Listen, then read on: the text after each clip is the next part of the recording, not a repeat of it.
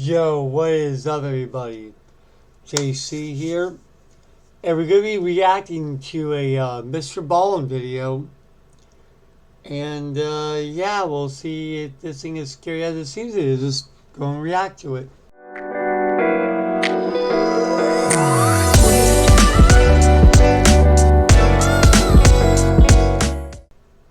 Sometimes the truth is stranger than fiction. And today I'm going to share 3 stories that demonstrate that, and I'm going to tell them in reverse order. So it'll go 3, 2, 1, getting weirder and more bizarre as we go along. And also, these stories are of the more spooky variety too. So stranger than fiction and kind of spooky. But before we get into those stories, if you're a fan of the strange, dark, and mysterious delivered in story format, then you've come to the right place, because that's all we do, and we upload once a week. So if that's of interest to you, the next time the like button is counting something really important and they're taking their time counting through it, wait till they get close to the end and then begin wildly shouting out random numbers just to screw them up. Also, please subscribe to our channel and turn on all notifications so you don't miss any of our weekly uploads. Okay, let's get into today's stories.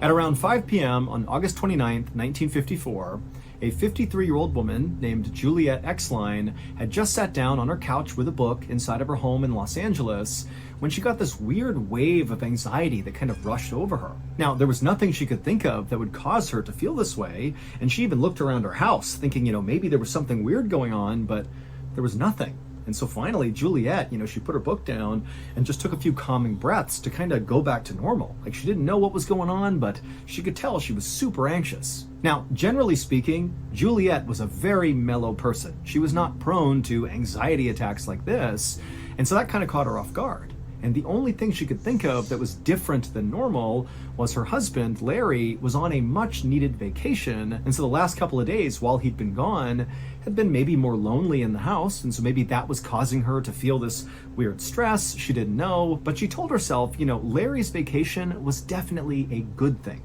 Larry was an exterminator, and over the past 2 years, he had not taken a single day off. He was a total workaholic, and so when Larry began to talk about wanting to take a break, Juliet had encouraged him to put in time for some vacation time, put in a request. And Frank had actually done that, and as soon as his boss had approved a 2-week-long vacation, Larry had been so pumped he had called his friend, and they had immediately scheduled a fishing trip, and 4 days before, Frank and his friend had driven off to enjoy his time off. And so as Juliet thought about that, she told herself that, even if she was feeling a little bit anxious about Larry being gone, it really was a good thing for Larry, and it would improve not only his life, but her life as well. This was overall a good thing, and so she just needed to kind of deal with this anxiety that maybe or maybe not was connected to Larry. She didn't know. But for the rest of that evening, Juliet just could not get rid of this kind of baseline low-level nervousness she was feeling. And so at some point, she began getting up and walking around her house and confirming all the windows were shut and locked and the doors were locked. She was drawing curtains, checking in closets, making sure everything was totally safe.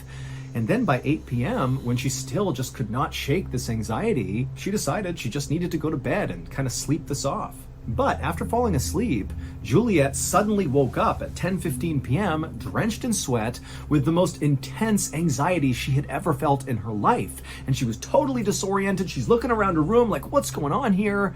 And then she heard a voice. It was Larry's voice, except he sounded funny. He sounded like quiet, as if maybe he was outside the house trying to come in and he was calling to her. Okay, remember, this guy Larry is not home. He's not home at all. And I was just hearing a voice. This is creepy. Larry, her husband, not home, and she's hearing a voice. This is super creepy. And so kind of in a panic, she jumped out of bed, ran into the hallway, and right in the hallway was Larry. He wasn't outside. He was right there. Except something was wrong with Larry. He was kind of hunched over and grabbing his stomach, and he had his hand on the wall, and he also appeared to be soaking wet. And so Juliet had no idea what was going on, but between all that anxiety and now seeing Larry here in this weird state, she couldn't help herself. She just ran towards him to just make sure he was okay. But as soon as she got about a foot away from him, he held out his hand and said, "No, don't touch me. I have to go back." And what he said was so disorienting that Juliet just stopped. and stared at her husband like, what is this? And that's when she made the startling realization that Larry was not soaking wet with water. He was soaking wet with blood, and he was clutching his stomach like something was bleeding in his midsection, and the reason he had sounded so quiet when he had called out to her and woken her up was because he was clearly hurt. And so Juliet has no clue what's going on. Like, her husband was supposed to be 7 hours away on this fishing trip, and so how is he here? It didn't make any sense. And so, really not knowing what else to do, Juliet just said, I'm gonna call the doctor. And so she ran past Larry, headed to the kitchen, and she was about to grab the phone. That's creepy. Whoa. What the heck? This guy's probably like stabbed or something. I'm betting he's stabbed. He's stabbed. Phone on the wall, but before she could grab it, the phone began to ring. And so Juliet just answered it and said, hello, hello. And what she heard was the sound of a sheriff in Ely, Nevada. And he said, excuse me, is this Mrs. Exline, Juliet Exline? And she said, yes, what's going on? What's happened? And the sheriff said, ma'am, I'm sorry to tell you this, but I have some terrible news. Your husband got into a car accident, and unfortunately, he has passed away. And now the second the sheriff said this to Juliet, she just froze and goes, no, that's not possible. He's here with me right now. And Juliet turned around and looked into the hallway where Larry had been standing, and now Larry was gone. Larry really had died in that car accident because Juliet would bury her husband that week. But Juliet maintained that clearly after her husband had died, his spirit had somehow survived the accident, because when she saw her husband standing in the hallway, hunched over and covered in blood, it was at 10:15 p.m. She remembers because when she woke up, she saw the time. It was 10:15. And her husband had died at exactly 10:15 p.m., the exact moment she saw him in the hallway. Juliet would ultimately write an account of what she experienced with her husband. However, from that day forward, she never once saw her husband again. That was the only time. There's a smarter way to shop online, and I hate to tell you this, but you've been overpaying for years.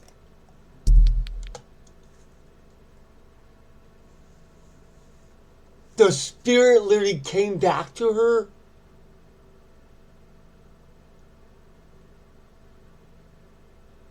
That's freaky. What? Okay, that's just scary right there. At 12:30 p.m. on March 7th, 2015, a police officer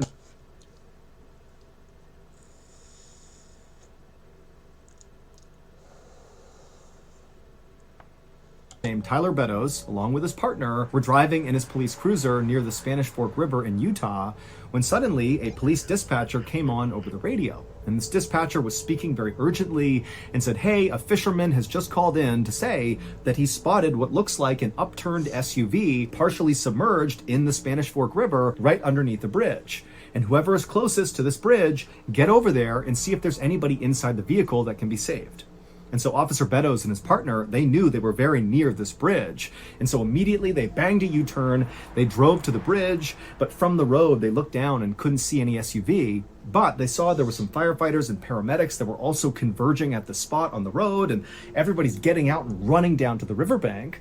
And so Beddoes and his partner did the same thing. They got out and they ran down, and then finally when they got to the riverbank and they saw underneath this bridge, sure enough, there was this red SUV, upturned, partially submerged, and he noticed right away that none of the doors had been opened in this SUV, and so it meant whoever was driving this vehicle when it flipped over very likely was still inside. And so Officer Beddoes and his partner and the other first responders just jumped into this icy cold river and began making their way closer and closer to this upturned SUV, which again, it's not fully submerged. It's like a third of the way underwater. So if you were sitting in the seat inside of this vehicle and you were an adult, your head would basically be in the water if you were still strapped into the seat. And as they're making their way towards this SUV, when they got close enough, they began hearing a woman inside of the vehicle screaming, "Hey, we're in here! Come over here, help!" But when Officer Beddoes and the rest of the first responders actually reached the SUV, the water was so murky and it basically completely covered up the windows that they weren't really able to look into the vehicle. They could just hear this woman yelling, but that was it. And then when they tried to open up the doors, they couldn't do it because the roof had begun to cave in, and so the actual framing of the door wouldn't open. And so all these first responders, it's like their adrenaline's pumping and they're like, come on, we got to push this thing up onto its side so we can get in. And so all these first responders are pushing, and slowly but surely they began to raise the side of this vehicle up until the windows suddenly were clear, and Officer Beddoes and the others were able to look into the car, and they saw there was a woman in the driver's seat and there was a baby in a car seat dangling upside down in the back seat, still strapped in. And so Beddoes began screaming, "There's a baby! There's a freaking baby in there?" Oh my god. What? In here, there's a baby in here." And suddenly it was like everybody got extra strength and they pushed this vehicle all the way up onto its side. And then one of the firefighters climbed up onto the side of the car, which now was the highest point of the car, and he reached in and he clipped these straps holding the baby who had been upside down dangling there, cut the straps and pulled the baby out and handed the baby over to Officer Beddoes. And then the firefighter began doing the same thing to get the woman out. But Officer Beddoes at this point, he just took this baby, he turned away, he figured the first responders will handle this woman and he's going to take this baby to safety because he couldn't even tell if the baby was alive or not. And so he's cradling this baby, he's rushing back through the water, back to the riverbank, and then he hands the baby over to the paramedics. And right as he does, he sees this little baby begins to move its arms and flicker its eyes, and he wanted to weep out of relief that this child was okay. They put the baby onto a stretcher, they put the baby in the ambulance, and they whisked the baby away to the hospital where this baby would survive. But after the baby had been taken away, Officer Beddoes turned his attention back to the SUV and back to the woman to see how she was doing. But he could tell right away from the way people were acting, all the other first responders that were still dealing with the crisis in the water, the way they were acting indicated that something is off here. Well, it would turn out 14 hours earlier, so at around 10 p.m. the previous night, a 25-year-old woman named Jennifer Grossbeck had just left her father's house in Salem, Utah, and in her car was her little 18-month-old baby, Lily, who was in the back seat. And after Jennifer pulled away from her father's house and her father's on the porch waving to her, she began driving towards her home. But something happened around 10:30 p.m. that night. We don't know what, but something caused Jennifer to careen off the road on that bridge and flip over and land in the water. Maybe she fell asleep at the wheel or an animal jumped out, we don't know. But we know at 10:30, she careens off the bridge and she lands in that river. And then for 14 hours, she and her baby remained upside down in that river. Until finally, Officer Beddoes and the other first responders... Wait, they couldn't even get the seatbelts off? Really? They couldn't like go like this and unhook it and she couldn't say what? This is crazy. Came rushing over to open it up and get them out of there. And if you recall, all the first responders, Officer Beddoes included, heard Jennifer screaming that they were in the car, "Come save us, please." But what they would find out is that could not have been Jennifer, because Jennifer was killed on impact when the car fell into the water. Only Lily survived the crash, and then Lily, who's nearly hypothermic and she's upside down with water like 2 inches away from her head, for 14 hours she dangled there, and when she was pulled out, according to doctors, was like a couple of minutes before she would have died from hypothermia. And so without that voice, Lily almost certainly would have died, because it was the sound of that voice that really encouraged all these first responders to find the strength and get that car up on its side and then get the baby out of there. We don't know whose voice that belonged to, but for sure, it saved Lily's life. And again, baby Lily would make a full recovery, and to this day, Officer Beddoes and the other first responders, they know what they heard, and they do not have an explanation for it. Do you like scary stories about cryptids, the paranormal, the supernatural, bizarre true crime? Of course you do. Well, I have a podcast for you to check out. It's called Bedtime Stories, and it's a weekly podcast from our studio, Ballen Studios, that I know you will love if you're a fan of the strange, dark, and mysterious. Like Time Story. There is no war so hateful as a war between kin.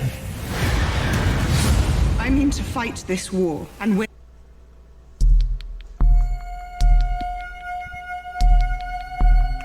At around 9 p.m. on October 26, 2009, a 19-year-old college student named Miyako Hiroka bagged up the last bit of trash inside of the ice cream parlor where she worked, and she dumped it into a bag and she tied that bag up. It was closing time, and so Miyako looked around the inside of the parlor, made sure everything was where it was supposed to be, and then she flipped off the lights, threw her purse over her shoulder, she grabbed that bag of trash, she headed outside the parlor, she shut and locked the door, she dumped the trash in a nearby bin, and then began walking towards the exit of the mall, which is where this parlor was located. It was inside of this big mall. Miyako went to school in a city called Hamada City, which is located on the coast of Japan in an area called the Shimane Prefecture. And Hamada City was a totally beautiful and very remote location with these amazing beaches and unbelievable mountains with all these ski resorts on it. I mean, this was an incredible place to live. But as much as Miyako did love living there, she was actually far more excited about where she'd be living the next year because she was doing an exchange program. She'd be studying in Russia, and that was so exciting for her. And in fact, this exchange program was the reason why Miyako had picked up this job at this ice cream parlor,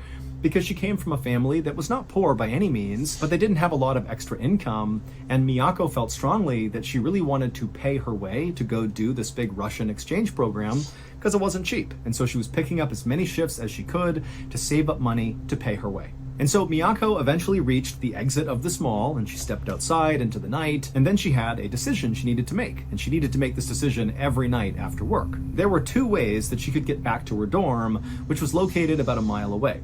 The quick way would be to just hop on a bus and have the bus take her to her dorm, but that cost money, and remember, Miyako is trying to save up as much money as she can to pay for Russia next year, and so taking the bus just felt like, not really worth it. And the other option, which was free, was much longer and frankly just plain spooky, and Miyako hated it. What it entailed was basically just walking to her dorm, but it would mean walking for about a third of a mile through this really spooky forest that looked like it was straight out of a horror movie. Now, up until recently, Miyako's co-worker had always left with her at the same time, and they lived roughly in the same area, and so they would walk together through that forest, saving money, and also, providing each other security as they went through the spooky area. But recently, the co-worker had quit, and so now Miyako was all alone. And so as Miyako stood there wondering what she should do, take the bus route or take the forest route, she just thought about, next year, it's all going to be worth it. I'm going to go to Russia. I'm going to pay my way. It's going to be awesome. And after all, what's the worst that can happen? It's just a few minutes walking through a forest I've done dozens of times. Before long, I'll be in my brightly lit, safe dorm room, studying away, and everything will be fine. And so Miyako turned and began walking towards the forest. The following day, a little past 4 p.m., the owner of the ice cream shop where Miyako worked was standing inside the parlor feeling really annoyed, because Miyako had not shown up for her shift, and now the owner, who normally did a lot of administrative and managerial things, was stuck at the counter serving all the customers, basically doing Miyako's job. But when 5 p.m. came and still Miyako had not shown up, and the owner had tried calling her and she didn't pick up, and there was just no sign of her, the owner went from being annoyed to being somewhat worried. And so after again not being able to call Miyako to figure out what was going on, he wound up going through her file and finding her mother's phone number, and he called her. And when he spoke to Miyako's mother, he knew right away there was something wrong, because Miyako's mother actually was pretty panicked, and she said, you know what? Last night when Miyako was coming home from work, she told me she would call me when she got to her dorm, but I never heard from her, and I haven't been able to get in touch with her since. And so after this conversation ended, Miyako's mother would call the police and report her daughter missing. And pretty much instantly, the police in Hamada City responded in force. I mean, they launched a huge investigation to go figure out what happened to Miyako. And really the reason behind that is because Hamada City is this unbelievable place, this secluded, safe place where things like this did not happen. And frankly, it scared everybody, and they wanted to deal with it as quickly as possible. And so what police did at first is they went and looked at security footage from the ice cream parlor where they knew she had been working on the night she went missing. And sure enough, at about 9:16 p.m., there's footage of her walking out of the ice cream parlor in the mall. She's got a purse over her shoulder and, she shuts and locks the door, she throws the trash away, and then she heads towards the exit. But after that, nobody saw her. There was no more footage, there was no more tips or anything. She just vanished once she left the mall. And so very quickly, this story gained lots of attention because, again, Hamada City is like this quintessential vacation spot. It's so perfect, it's so safe. And to have this girl just go missing, it was scandalous. And so it made the news all over Hamada City, and also people who lived in Hamada City were suddenly on edge at night. What's out there snatching people up? In fact, Miyako's college, during the few days following her disappearance, they set a curfew for all their students. Like, all their students had to be back in their dorms at a certain time to keep them safe. But again, despite the police really leaning into this case from the jump and putting all their manpower and all their resources into this, they really had no idea what happened to Miyako. Then, on November 6th, 2009, so 11 days after Miyako went missing, a man who was hunting for mushrooms up on this mountainside about 15 miles away from the ice cream parlor believed he spotted this beautiful mushroom sitting underneath a few fallen leaves. And so excited, the guy runs over and he begins moving away the leaves to grab this big meaty mushroom. But as soon as he grabbed the skin of this mushroom and began to pull, he stopped. And then he quickly turned and began sprinting back down the path that had brought him up here. And as he was running, he pulled his phone out and he saw he had no service, and he just kept on running and holding the phone up looking for service. And then finally, when he was about halfway down the mountain, he saw he had service in his phone and he called the police. And the second the dispatcher answered, this man began screaming, "I found a human head!" When police arrived on that mountainside where this man claimed to have found a human head, well, they confirmed he was right. They found Miyako's severed head right underneath those leaves.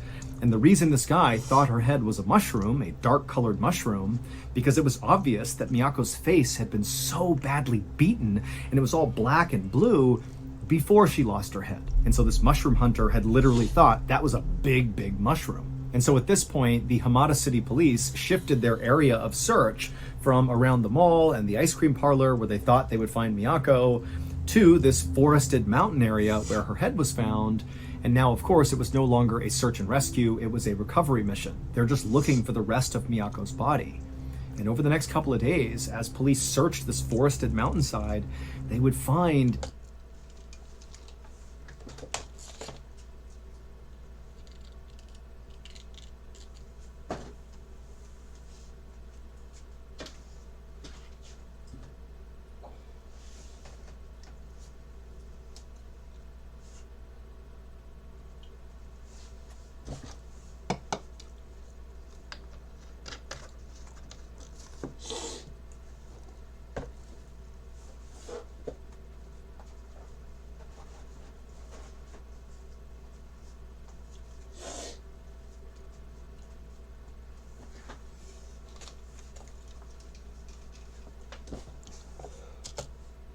different parts of Miyako all over the place. And then after they had found, all the pieces to Miyako, the running theory based on what they were seeing is that very likely she had been strangled to death, and then her body was burned, and then she was dismembered and scattered throughout this forested mountain area.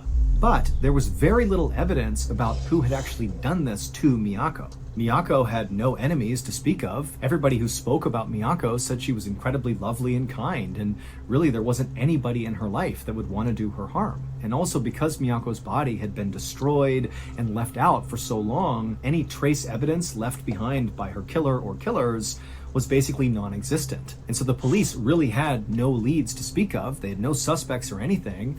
And so they called in psychologists to try to make, a profile of who they thought might have done this. And the best theory anyone could come up with was that this had been a random crime of opportunity, that the person who killed her didn't know her, and that likely her killer was a man who was likely between the ages of 20 and 40. But even that information really didn't narrow anything down, and so quickly this case began to go cold. But as the police investigation itself began to go cold, the kind of lore around this story was only growing. I mean, this really seemed like a totally unbelievable case, considering where it happened. I mean, Hamada City is like this perfect place. How could this happen here? And so what started as being kind of a local news story, albeit a big local news story, became a major national story all over Japan. And so all these TV outlets and journalists were descending on Hamada City, and they were taking video of the ice cream parlor and of the... But bro, this guy literally just fell on mushroom. It was a head. That's crazy. police department and filming, Miyako's dorm and her school and her parents' house. I mean, there were people all over the place trying to get any bit of information to report on about this case. And despite there being dozens and dozens of these live reports basically every day coming out of Hamada City about this case and about Miyako, there was one particular news report that took this case from being, totally unfortunate and sad and tragic and horrible to completely unbelievable and bizarre. Shortly after Miyako's remains had basically all been found, but they were still doing some recovery operations up on that mountainside, one of these kind of random TV reporters who was in Hamada City to report on this crazy case decided to set up their TV camera so it was pointing towards the dark entrance of that spooky forest that Miyako would walk through to get back to her dorm. And so this TV news reporter's got their microphone and, they're standing with the forest entrance right behind them, and the cameraman's filming, looking towards this opening of the forest. And the actual report was pretty generic. I mean, this reporter was basically saying, well, coming at you live from Hamada City, just outside of the forest where perhaps Miyako was killed. And it was just like that. It was just kind of talking about the case, and there was nothing to it. At least not to the TV reporter and the cameraman who were on site. Because for them, the entire report was pretty routine. They did their job, they got their shot, they got their report, and then they left. But they streamed it live. So while they were doing it, all these people are tuned in, watching this news report live in front of this forest. And something really unsettling happened on this broadcast. While that news reporter was talking, another voice began to be heard by people watching this broadcast. And it was not the cameraman, and it was certainly not the TV journalist. It was a woman's voice. And there was no woman anywhere near the shot. And after the fact, the journalist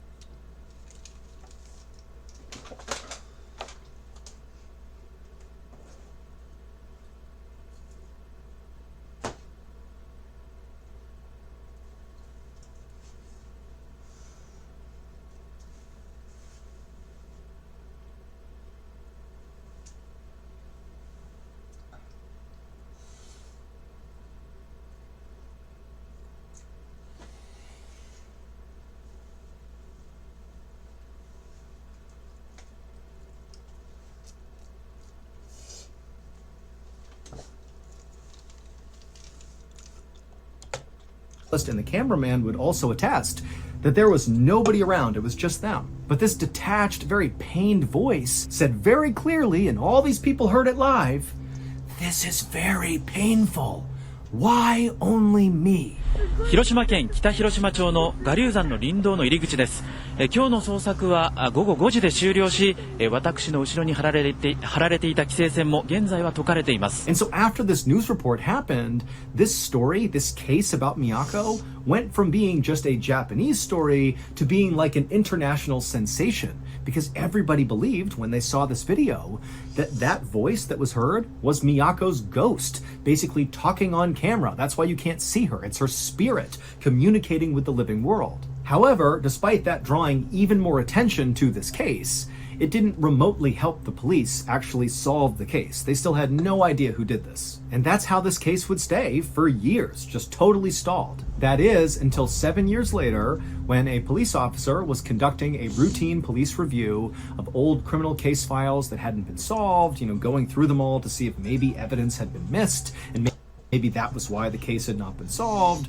And so this police officer is looking through all these case files, and when they landed on the Miyako case, they did discover a piece of evidence that had been totally overlooked. It was the file of a convicted sex offender named Yoshiharu Yano.